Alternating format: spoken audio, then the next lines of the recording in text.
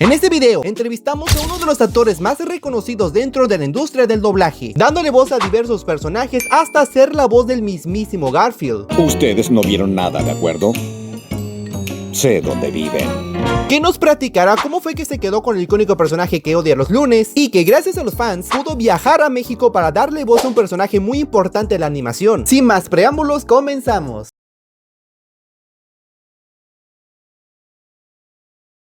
Primero que nada, le agradezco mucho por darme la oportunidad de entrevistarlo y creo que va a ser una de las entrevistas como las más importantes que he tenido porque aparte de que tenemos nuestro primer invitado que ha hecho doblaje en distintos países como es Chile y México, también fue uno de los actores de doblaje que nos ha marcado en nuestra infancia con un solo personaje durante casi 30 años, que en cada generación lo hemos conocido por su icónica voz, que estamos hablando con el mismísimo el señor Sandro Larenas. ¿Cómo le fue el día de hoy, señor Larenas? Me está empezando a ir porque acá son las 12 del día, es día sábado, en un rato más tengo un compromiso social, empezando la vida, empezando el día. Primero platícanos sobre cómo fueron sus inicios dentro de la industria del doblaje, porque tengo entendido cuando usted se reportaba en el gremio, pues no sabía qué era lo que era el doblaje, ¿cierto? Sí, lo he dicho en varias entrevistas, eso mismo. Yo en ese momento estaba haciendo teatro callejero, con una de las primeras compañías de teatro callejero que se hizo acá en Chile, Santiago concretamente, y apareció un aviso en un periódico que necesitaban actores para hacer doblaje de película. Qué raro el doblaje de película. Ahora van a doblar las películas, no van a venir en rollo. Cuando llegué al lugar, ya ahí me enteré en qué consistía realmente el doblaje. Me explicaron, me mostraron, hice lo que había que hacer y así fue como empecé. Y he seguido hasta ahora, 42 años más o menos. ¡Wow, qué pato! ¿Y usted se acordará cuáles fueron sus primeros personajes que alguna vez hizo cuando usted apenas estuvo entrando en el gremio del doblaje? En esa oportunidad hizo un personaje que no me acuerdo cómo se llamaba. La película se llamaba The Good Soldier, El Buen Soldado, y era de una productora inglesa. No me acuerdo cómo se llamaba el personaje, pero ese fue mi primer personaje que hice en doblaje. ¡Wow! Eso es algo muy interesante. Ante este caso, ¿cuál es la diferencia entre hacer doblaje en Chile, que eso es su país natal, y hacer doblaje en México? Ante esta diferencia de diferentes de pago, cómo es el método de la dirección o cómo se graba ante los diálogos, ¿me explico? El pago es lo mismo, se paga lo mismo. Es un mercado internacional que se maneja con tarifas internacionales. ¿Hay alguna diferencia entre un estudio y otro estudio? ¿Hay alguna diferencia entre un tipo de material y otro tipo de material? Por ejemplo, el que va al cine y el que va a la televisión. Hay tarifas en ese sentido. La dirección, a mí me ha dirigido una sola directora de doblaje en México y mi experiencia es navegar en una nube precisa, dando en el clavo con las indicaciones, con las instrucciones, tratándome muy bien, casi como una estrella. He sabido también de otras personas que dirigen en México que pueden tener otras maneras de dirigir, pero mi experiencia, la dirección del doblaje en México es muy humana, muy suave, muy armoniosa. Tuve la oportunidad de estar con Jesús Barrero, por ejemplo, antes de que falleciera, y lo vi dirigir en un estudio. Aparte de ser una lumbrera que sabe perfectamente lo que hay que hacer, es una dulzura, es un ser absolutamente tocado por la varita de Dios. Mi experiencia acá en Chile, he tenido varios directores con distintas metodologías, con distintos puntos de vista respecto a la dirección. Hay muchas manos, hay gente que te deja hacer, hay gente que te indica más o menos por dónde caminar y luego te deja hacer. Hay gente que te dice todo lo que tengas que hacer, que te está diciendo, no, esto aquí, esto acá, esto para arriba, esto para abajo. A pesar de que ese tipo de directores ya casi no hay. Yo dirigí algunas cosas, debo confesar que no me gustó mucho dirigir. Es muy entretenido dirigir, pero es mucho trabajo. Yo diría que es mucho más trabajo que el del actor que hace el doblaje. Porque el actor que hace el doblaje llega en el momento al estudio y se enfrenta al material, empieza ahí el trabajo. En cambio, el trabajo del director empieza mucho antes. Empieza viendo la película, haciendo un visionado, viendo la adaptación del texto. Si hay que corregir algo, lo manda a corregir. Y se interioriza de la película en sí. Es un estudio que se hace. Luego llega a estudio, a cabina, a dirigir al actor o a la actriz. Y luego supervisa la mezcla también, para que sea un trabajo completo. Cuando dirigía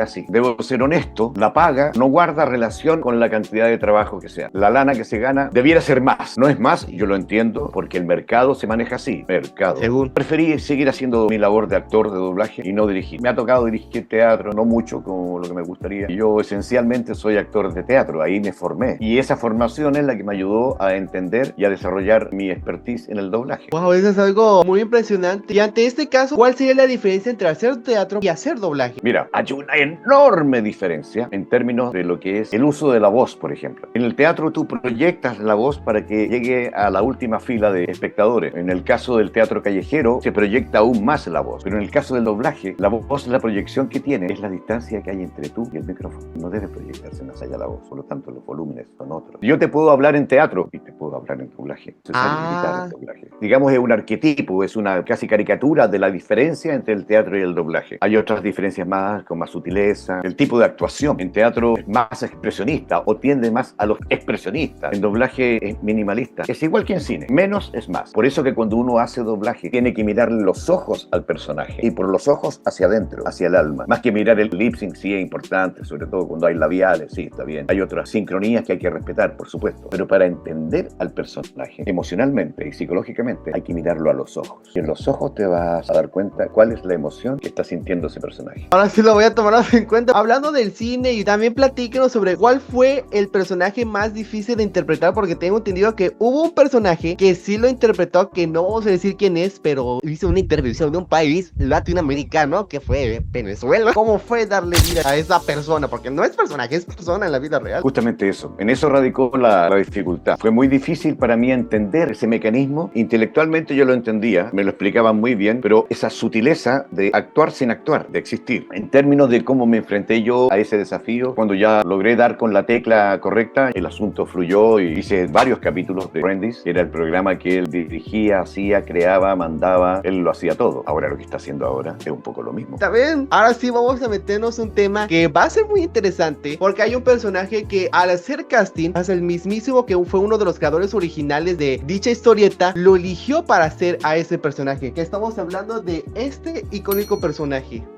¿Cómo se quedó con este personaje?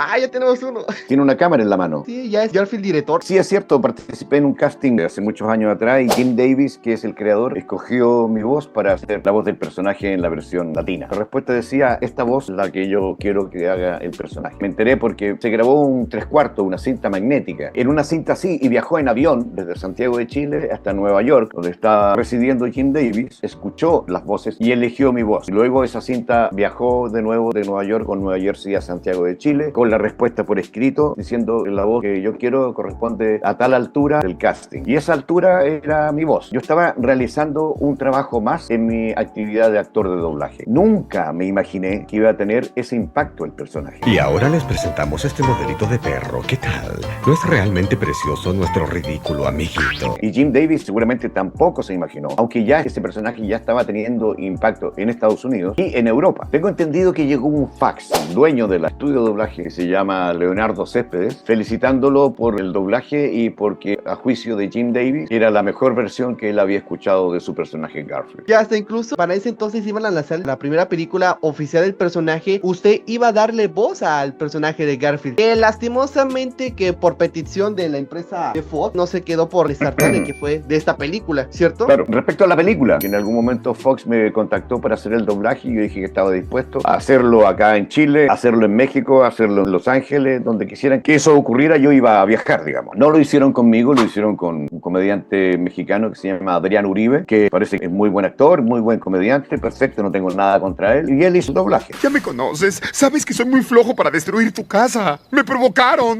me incitaron, me orillaron a eso. Si estás viendo esta parte de video, solo quiero decirte gracias. Gracias a ti, el canal de la vida del doblaje ya está monetizado, y eso no sería posible sin tu apoyo. Y como forma de recompensarte, ahora puedes convertirte en un miembro oficial de este canal. Al convertirte en miembro podrás ver los videos exclusivos y un detrás de cámaras de cómo conseguimos de las mejores entrevistas de todos los tiempos. Solo tienes que darle clic en unirse ya sea en la descripción de este video o directamente en el canal. Y de verdad te agradezco mucho por ser parte de este canal. Y ahora continuaremos con el video. Hasta que llegó una nueva temporada de Garfield para la última versión digital que hay de Garfield. Y postuló un estudio de México que se llamaba Dubbing House. Ellos me contactaron para ver si yo estaba dispuesto a participar con ellos en la licitación. Y yo participé en un piloto que se fue a Francia, a una empresa de animación que se llama Ellipse Anime, y le cambiaron un poquito la personalidad al gato. El 90% del doblaje está hecho por actrices y actores de México, y yo soy el único chileno que está en esa serie. Es ilegal tirar desperdicio tóxico, químicos peligrosos, isótopos radioactivos, sustancias venenosas y especialmente acordeones. No sé qué pensaron para las películas que decidieron hacerlo con otro actor. Hasta el día de hoy yo no sé qué tanto éxito han tenido al hacerlo con Star Talent y no hacerlo, por ejemplo, conmigo. amigo, situando aquí de protagonista, pero puede ser también cualquier otro actor, no sé, pues Humberto Vélez con Homero Simpson, Alfonso Obregón con Shrek, en fin, nos puede tocar a cualquiera que nos cambien para una película por el plan de negocio, una idea de mercado. La única película de Garfield en que he intervenido yo, no como Garfield, sino como el papá de Garfield, Vic, es Garfield fuera de casa, la última película que estrenó Sony. Entiendo que estés enojado, pero si me dejas explicarte, vas a ver que no soy el tipo malo que tú crees. Platícanos sobre cómo fue el impacto que pasó con la película de Garfield fuera de casa. Me acuerdo bien que cuando se lanzó el primer tráiler de la película, hubo una oleada de fans de que querían que usted fuera la voz de Garfield, porque era la voz durante casi 30 años de personajes. Aunque lastimosamente por peticiones de Sony, pues yo quería que fuera Garfield, o sea, a mí me enojó bastante, pero sí le dieron como el papá del protagonista. Mira, todo empezó porque apareció el tráiler de la película, no con mi voz. Me disculpo por adelantado.